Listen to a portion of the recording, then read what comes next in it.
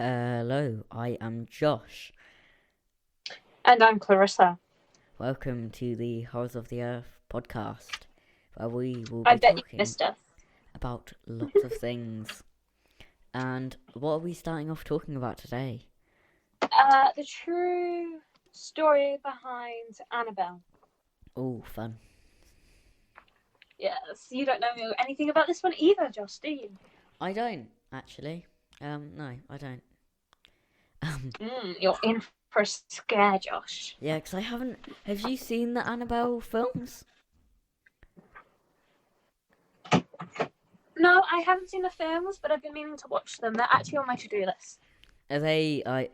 I was looking to watch them, but I want to... Because you're supposed to watch them from the... What's the one you're supposed to... The Conjuring. You're supposed to watch that first, aren't you? I'm not 100% sure, because I've been away for a week. Yes, you went camping. Was it spooky? Well, I can just say that there was some weird people there were some ordinary people there, but unfortunately nothing paranormal happened to me, sadly. What, like the guy who fell over your tent? Oh no, that was a woman Oh, who fell into my tent. On my brother's side though, so I was unharmed. oh, okay. That's so funny. That must be so awkward. Well, it was in the middle of the night, so Yeah, that's weird. Anyway, so I think they were drunk, but let's move on from that. yeah. So, do you want to start us off with the story?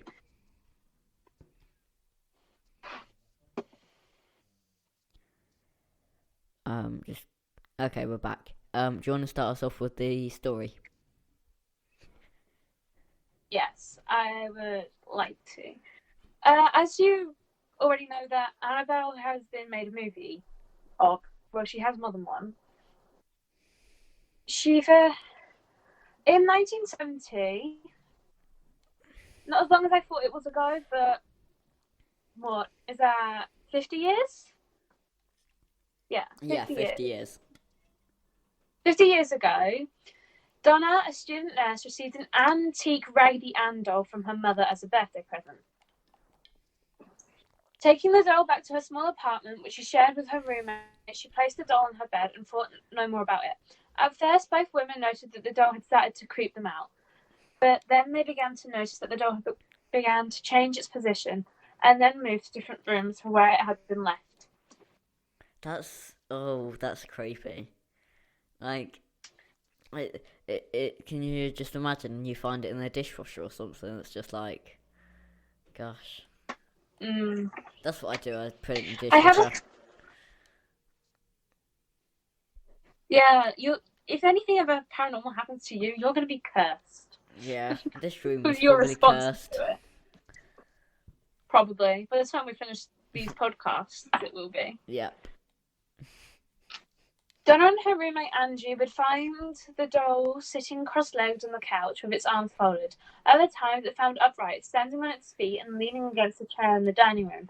Several times, Donna, placing the doll on the couch before leaving for work, would return to find the doll back in her room on the bed with the door closed.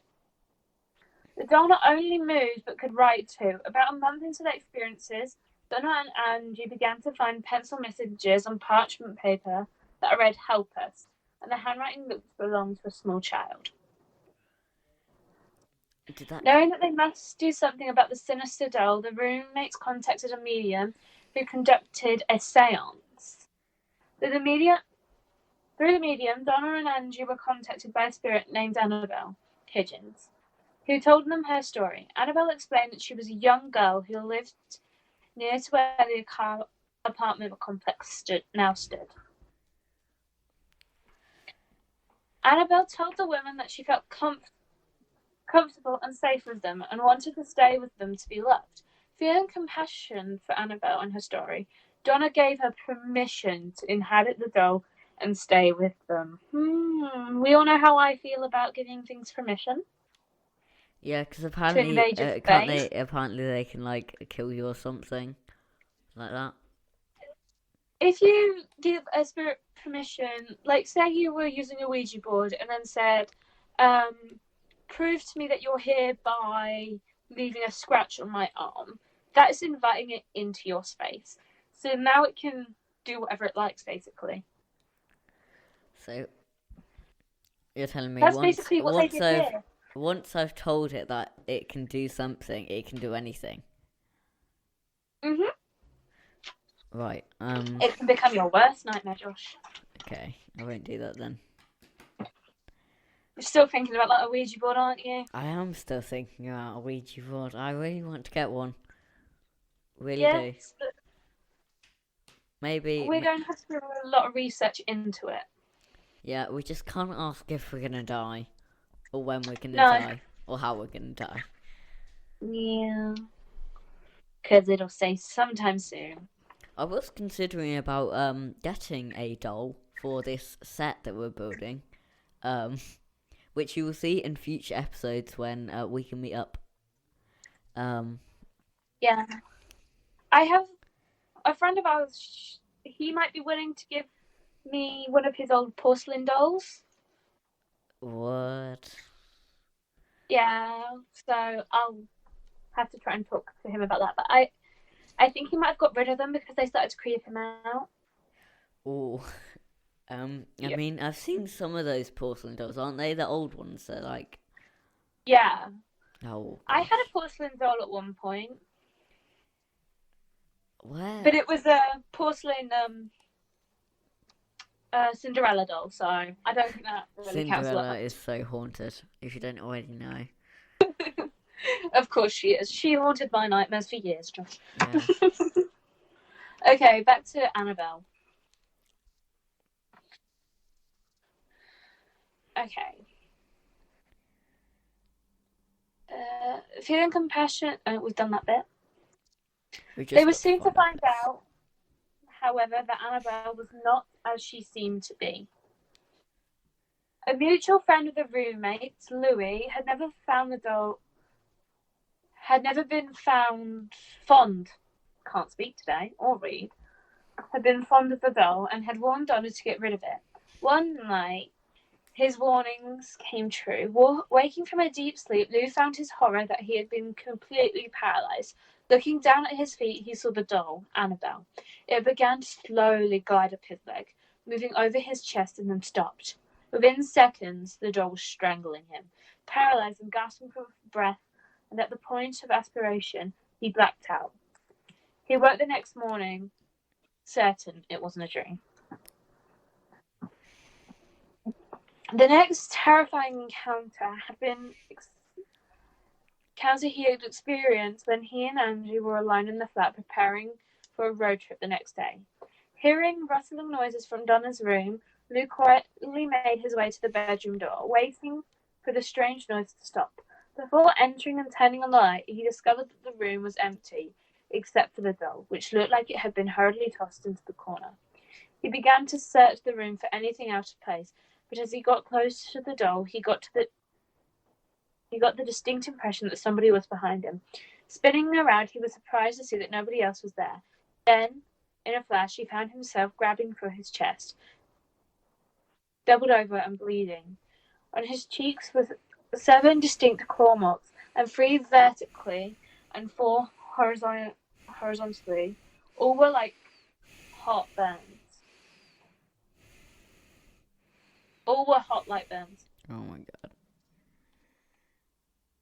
Finally, willing to believe that the spirit was not of a young girl, Donna contacted a priest named Father Cook, who would immediately contact the Warrens, Ed and Lorraine Warren. They're very famous paranormal investigators from America, Josh, if you didn't know. I did not know that. We should probably do a deep dive into that. Yeah, there's quite a few of the things that they've collected over the years because they actually have an occult museum, which is where Annabelle is kept now. Maybe we should do that as the next episode.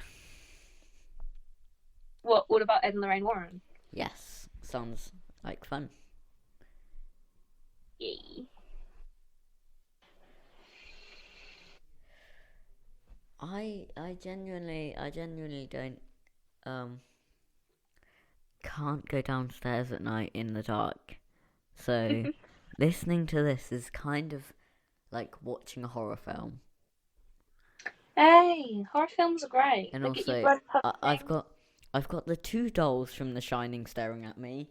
The guy from The Exorcist and It. So, oh, and some really old, like, creepy photos of people. So, yeah, it's not looking too good.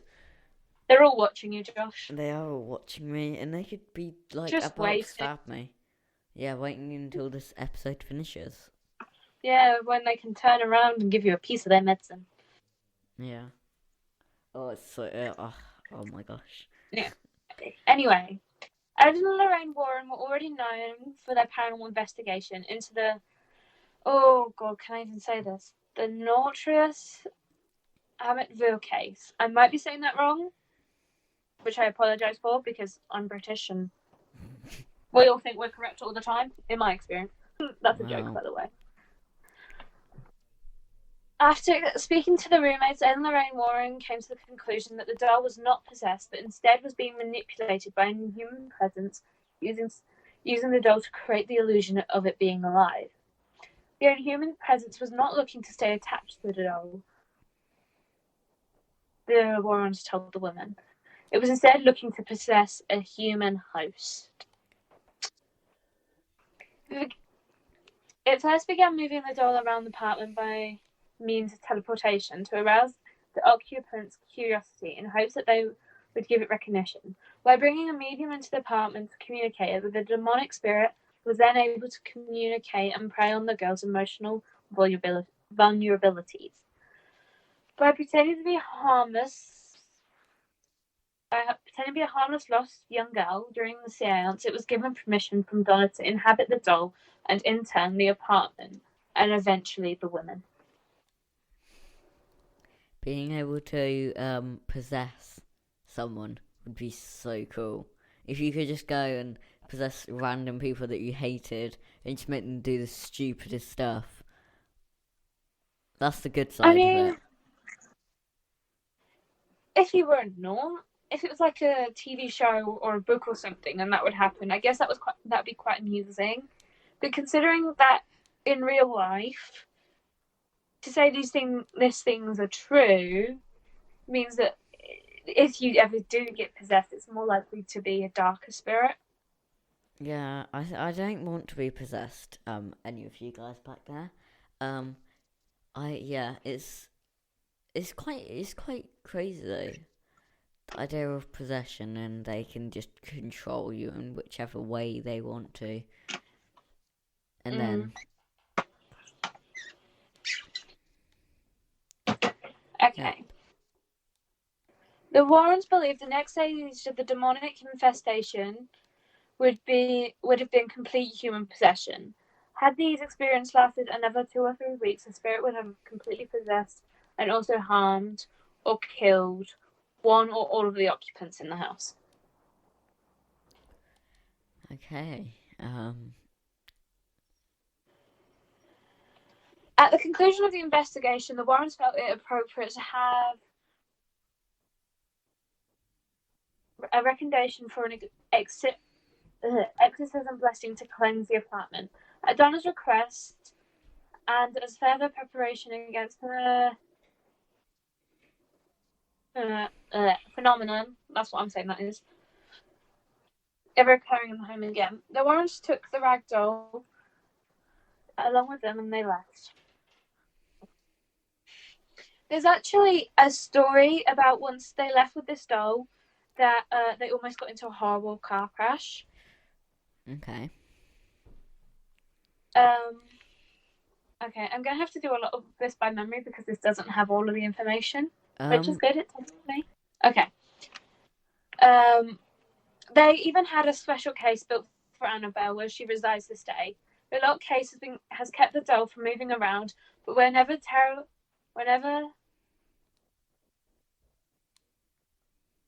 terrible entity is attached to it is still there, waiting, and no doubt biding its time. There are some rules that they set for when you do come visit.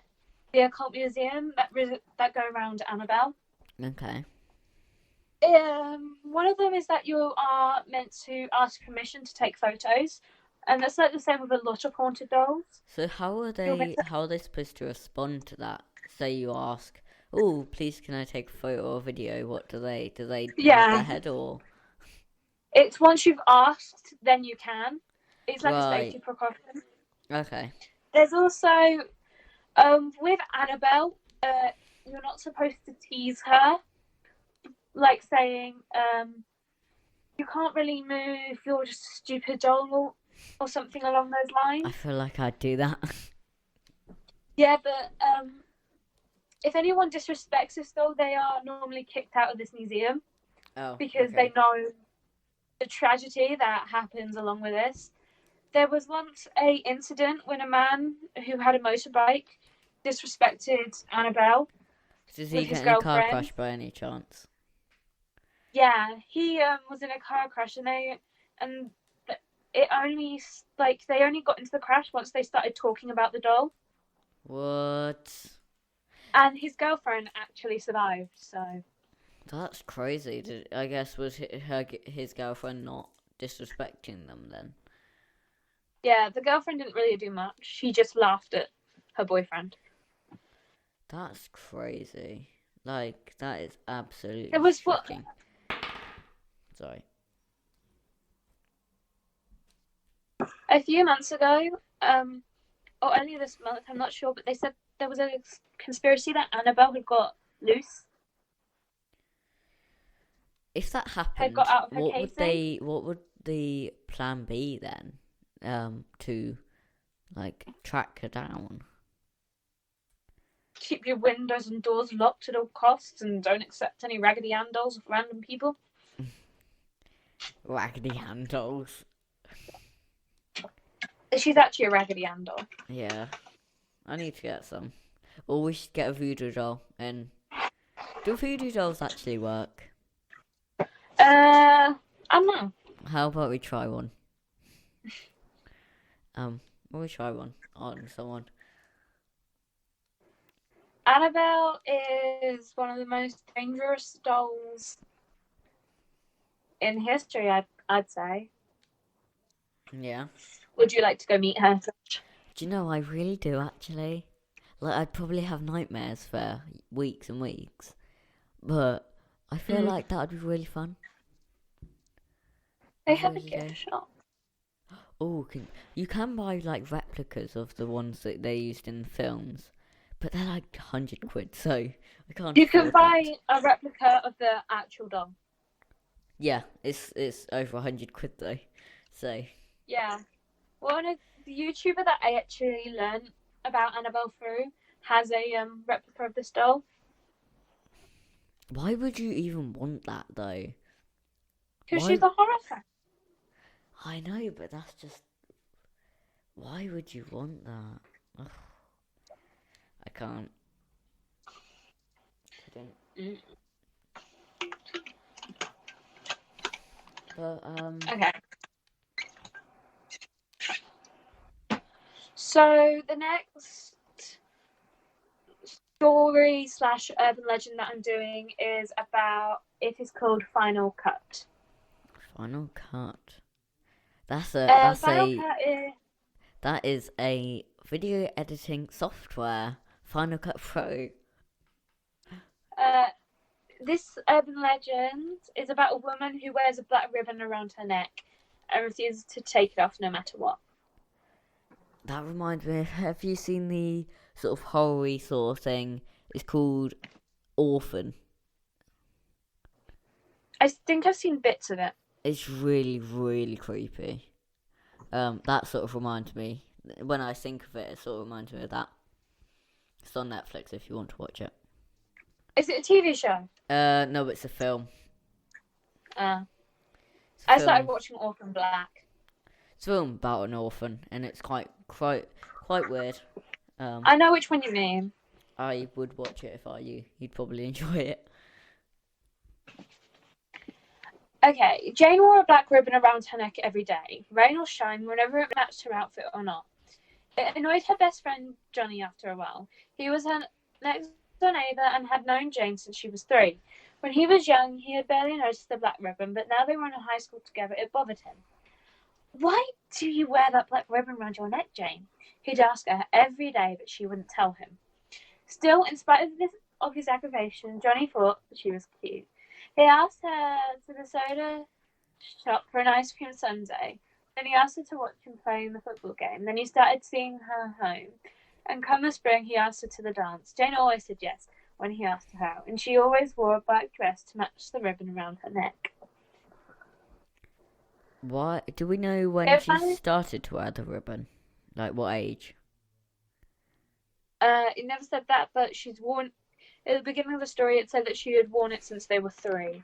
Okay. He had known her since she was 3, and she'd always worn it. So. Right. Okay. It finally occurred to Johnny that he and Jane were going steady, and he still didn't know why she wore the black ribbon around her neck. So he asked her about it yet again, and yet again she did not tell him. Maybe someday I'll tell you about it, she replied. Someday. That answer annoyed Johnny, but he shrugged it off because Jane was so cute and fun to be with. Yeah. Well, time flew past, and it has a habit of doing. And one day Johnny proposed to Jane and was accepted. They planned a big wedding, and Jane hinted she might tell him about the black ribbon around her neck on their wedding day. But somehow, what with preparations and his beautiful bride and the lovely reception, Johnny never got around to asking Jane about it. And when he did remember, she got a bit teary-eyed and said, "We're so happy together, what difference does it make?" And Johnny decided she was right. The wives always are, though. Apparently so. Johnny and Jane raised a family of 4 with the usual ups and downs, laughter and tears. When their golden anniversary arrived around, Johnny once again asked Jane about the black ribbon around her neck. It was the first time he'd brought it since the week after their wedding. Whenever their children asked him about it, he'd always hush them, and somehow none of the kids had dared to ask their mother. I don't think you would though, would you? It's a bit like, what if she's murdered someone and that's like a memory of, like that was on the person's head she murdered, so she wants to remember it. Okay, it's not exactly it, but... Is it close? No, not really. Okay. Okay.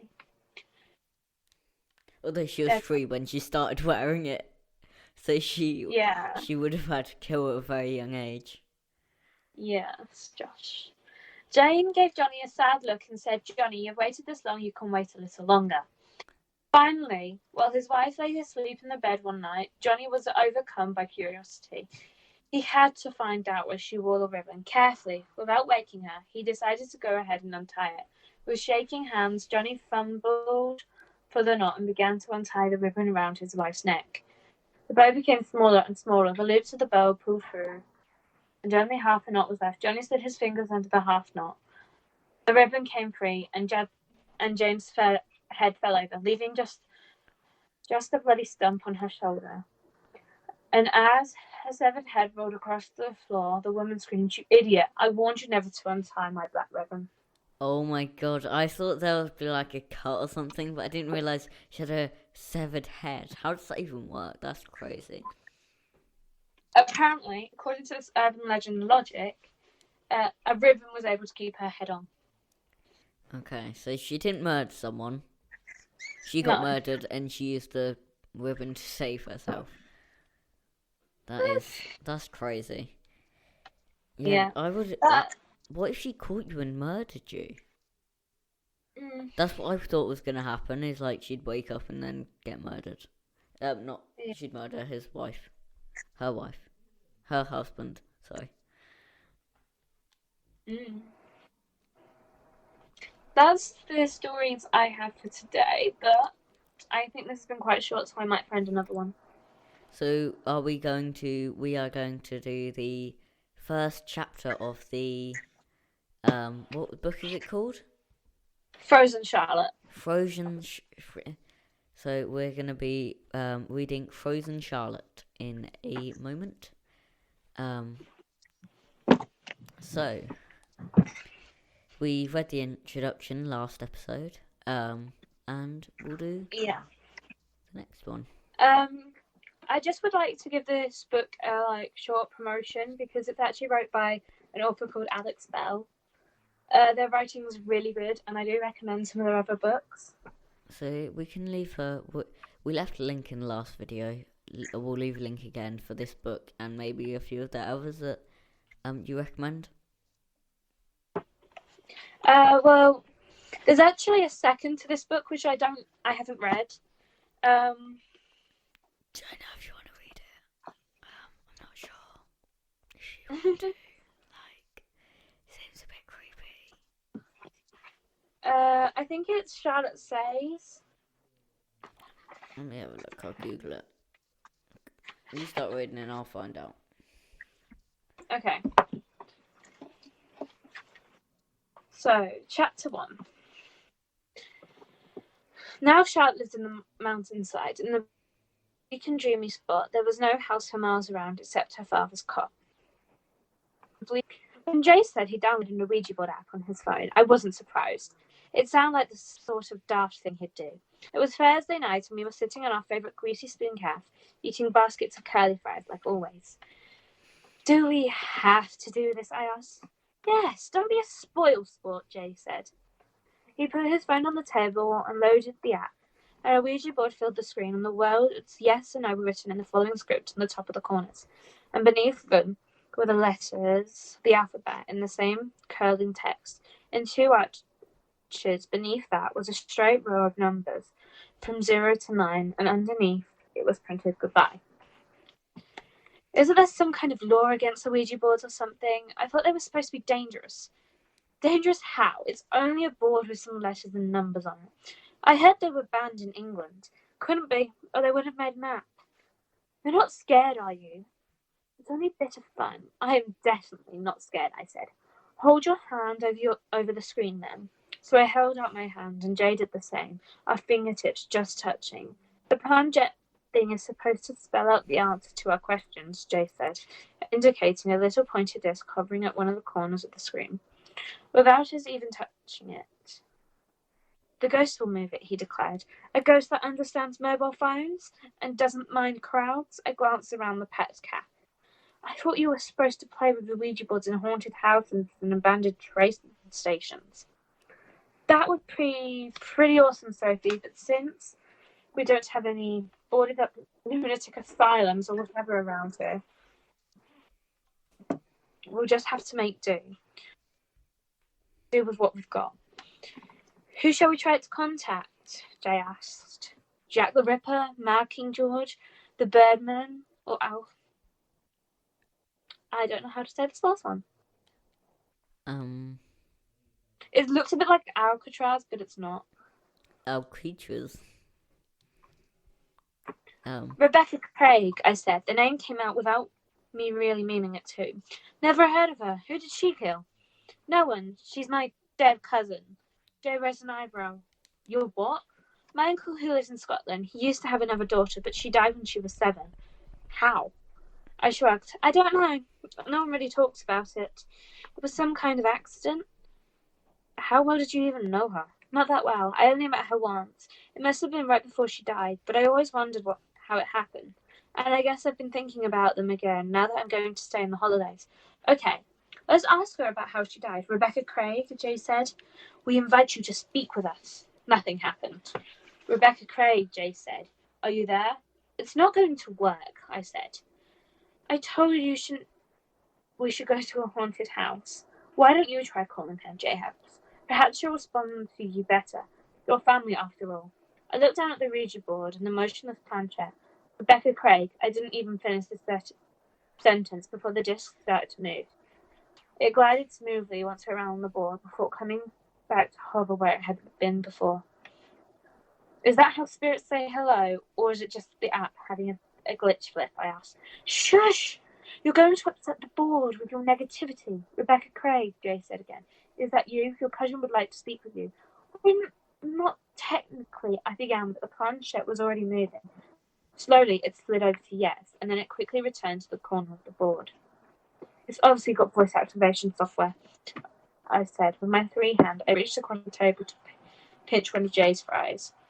He turned at me and said, Spirit, how did you die? The planchette hovered a little longer this time. Before sliding over towards the letters and spelling out black. What's that supposed to mean? I asked. I'm not finished, Jay replied. It's not finished, Jay replied. The planchette went over to spell sand. Black sand, I said. That's a new one. Maybe she meant to say quicksand. Do they have quicksand in Scotland? Spirit, Jay began, but the planchette was already moving again. One by one, it spelled out 7 words. Daddy says, never, ever open the gate. It's like a magic 8-ball, I said. It just comes out with something random each time.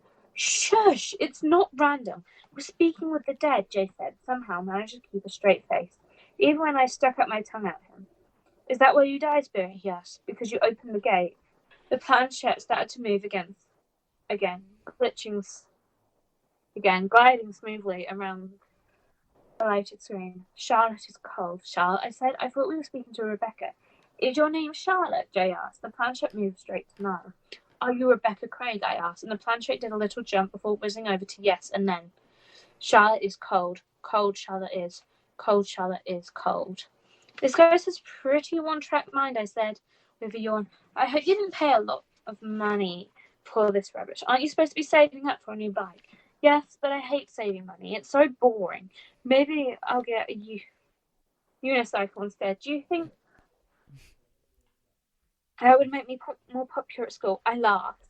Only if you went to clown school. You'd fit right in there. Probably make head boy. Head boy, wouldn't that be something?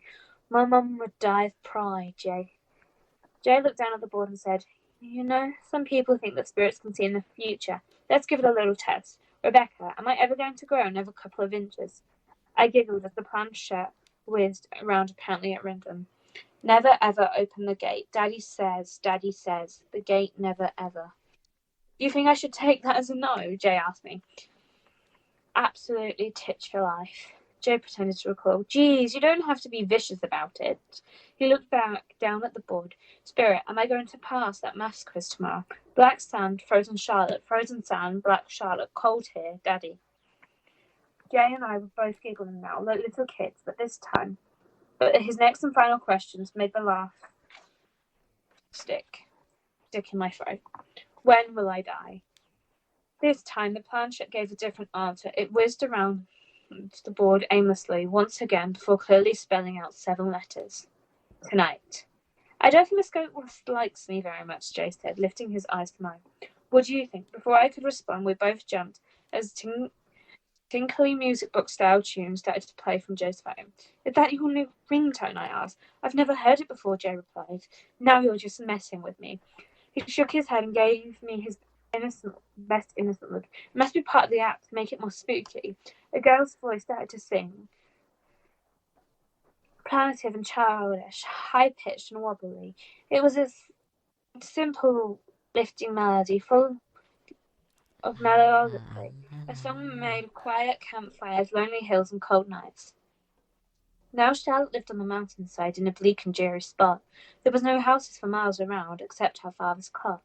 You're such a wind-up, I said, smiling and giving Joe Valm a shove. His sing-song voice was starting to get those dirty looks from the other customers in the caf. You put that on yourself. I swear I didn't, Joe replied. It's just a really cool app. Such a dreadful night I never saw the rains a scarf can hold. Fair Charlotte shivering faintly said, I am exceedingly cold. Jay tapped the screen to turn it off, but though the voice stopped singing and the Ouija board screen wouldn't close, the planchette started spinning around the board manically. Dude, I think this app has broken your phone, I said. It was only a joke. I didn't really think there was anything wrong with the phone that turning it off and on again wouldn't fix. But then the screen light started to flicker, and all the lights in the cast flickering with it. Jay and I looked at each other, and I saw the first glimmer of insanity pass over his face. And then every light in the caf went out, leaving us in total darkness. Is that the end of chapter 1? No, chapter 1's actually quite long. Okay, we'll carry on reading. I have to say, if that thing starts to happen to your phone after you've got a Ouija board app, you smash your phone.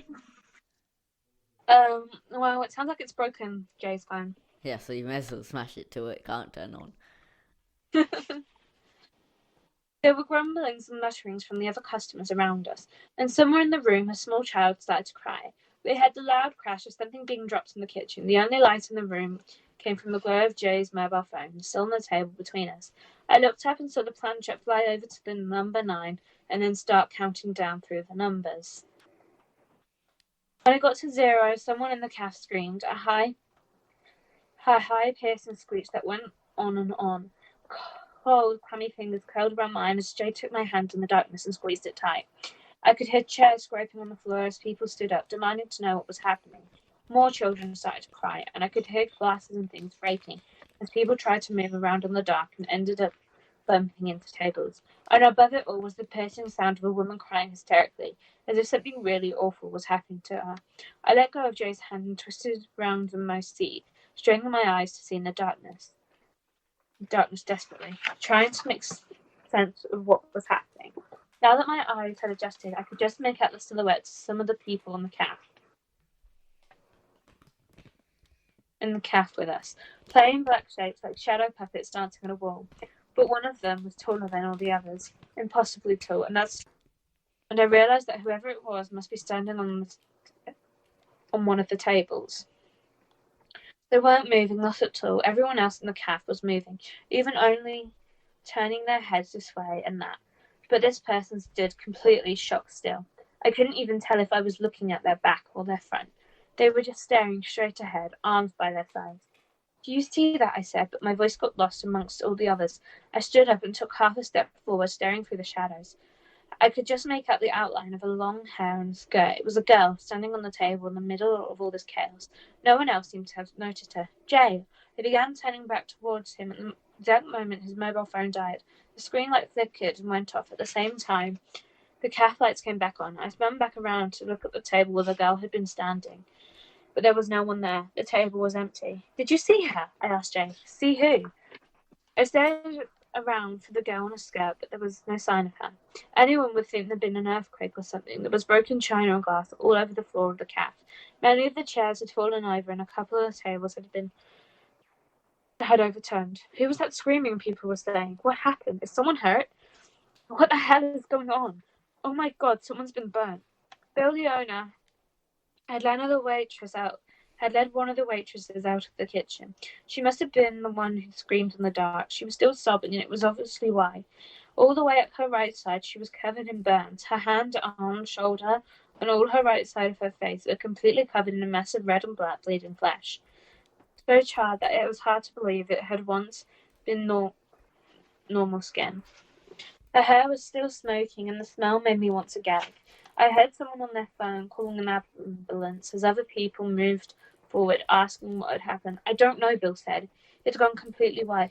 I don't know how it happened. When the lights went out, she must have tripped or something.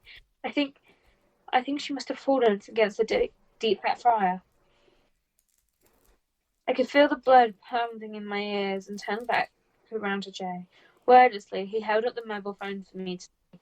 From the top of the screen to the bottom, there was a huge crack running all the way down the glass. Did you drop it? I asked. But Jay shook his head. The ambulance arrived soon after that and took the weeping girl away. And all the years this place has never had an accident like this. I heard Bill say. Never. Bill went to the hospital with the girl, and the caf closed early. Everyone filed away, going out to their cars and driving off. Soon Jay and I were the only ones left. Normally, he would have cycled home, and I would have waited by myself for my mum to pick me up.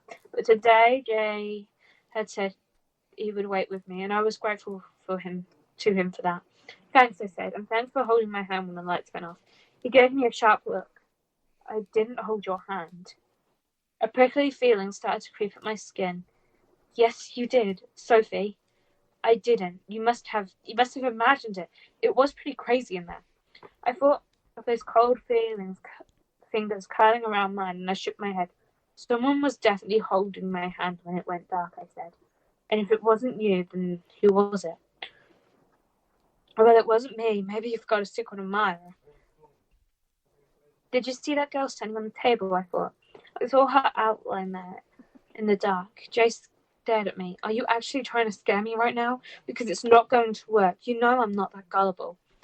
I glanced back through the window of the cafe. There'd been no time to tidy up before the ambulance arrived. And the place had been shut as it was, with tables and chairs and broken crockery everywhere. A couple of tables looked fairly normal, with plates and untouched food still on them, which was almost weirder. I shivered and turned away, not wanting to look too closely in case I saw the girl amongst the empty tables. Look, Jay said. It all got a bit mad when the lights went out because of the waitress who hurt herself and started screaming.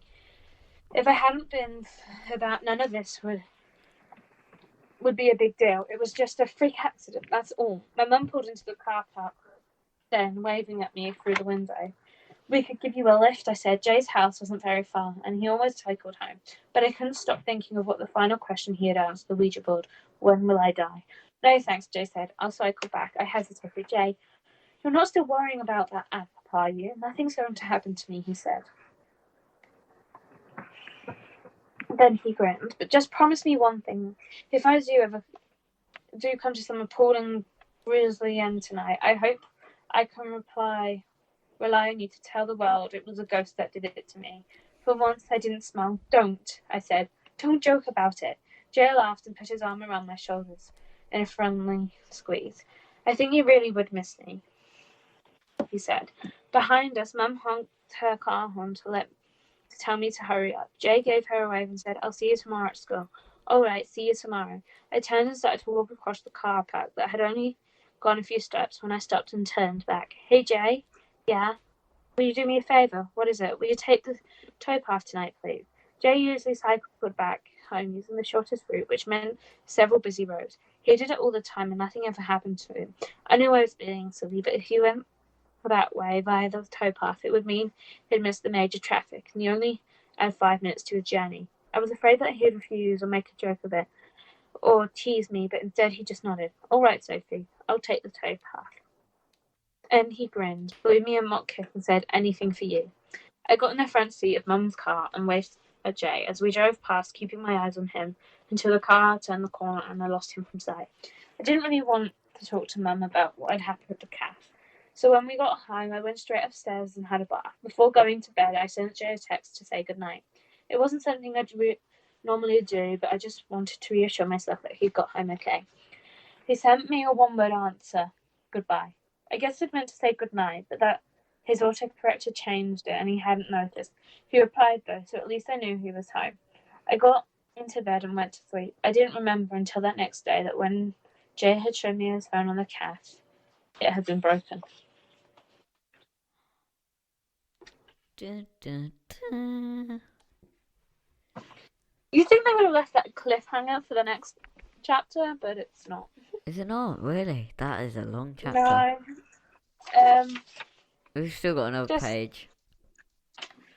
Three more pages, and then it's chapter 2. Okay, and then that'll be the end of the podcast. Yes. My dreams are filled with the Ouija boards and burning hair and little girls holding my hand in the dark, and Jay inside a coffin. I tossed and turned all night. It was so bad that it was a relief to wake up, and I got up in my bed in the morning without Mum having to drag me for the change. With the sun shining in through the windows, the events of the night before started to seem less terrible. So the lights had gone out and someone had hurt themselves. It was horrible for that poor waitress, but it had just been an accident, plain and simple. In the light of the day, there didn't seem to be anything that strange about it. I dressed quickly for once, actually looking forward to school. Jay would be outside soon, and we'd walk there together like we always did. As I got ready, I was vaguely aware of the phone ringing downstairs and the sound of Mum's voice as she answered it, but I didn't really pay much attention to it. By the time I went downstairs for breakfast, Mum was just hanging up. Who was that? I asked. She didn't answer straight away, and when I looked at her and saw her face, I knew instantly about something was wrong. What is it? I said. Who was that on the phone? Sophie, Mum said. Her voice was strained and weird sounding. I don't know how to tell you this. Sweetheart, you need to brace yourself. Mum, what? What's wrong? It's Jay. That was his dad on the phone. Something's happened. He never made it home last night. Yes, he did, I said at once. He texted me. But at that very second, I remembered that Joe's phone was broken. I pulled my mobile phone out of my pocket and started scrolling through, looking for his message, but it wasn't there. I don't understand. He sent me his text last night. I saw it. Sophie, he didn't send you a text. Oh, sweetheart, I'm so sorry, but on the way home, he had an accident. They think that perhaps the brakes on his bike failed. He went into the canal. By the time they pulled him out, it was too late. What do you mean too late? I said, clenching my hands so tight that I felt my nails tear the skin of my palms. Jay's a strong swimmer. He'd won almost all the swimming contests at school last year. If he'd fallen into the canal, he would have just swum to the side and climbed out. But my mum was shaking her head. They think he must have hit his head when he fell into it. He drowned. It could not have possibly be true, and yet it was. Jay was gone. That is the end of the chapter. So, we hope you enjoyed this episode. Of course, if you have any urban legends or ghost stories of your own, or any books you would like us to read, then send us an email at the Horrors of the Earth podcast at gmail.com. I am Josh. And I'm Clarissa. And this is the Horrors of the Earth podcast.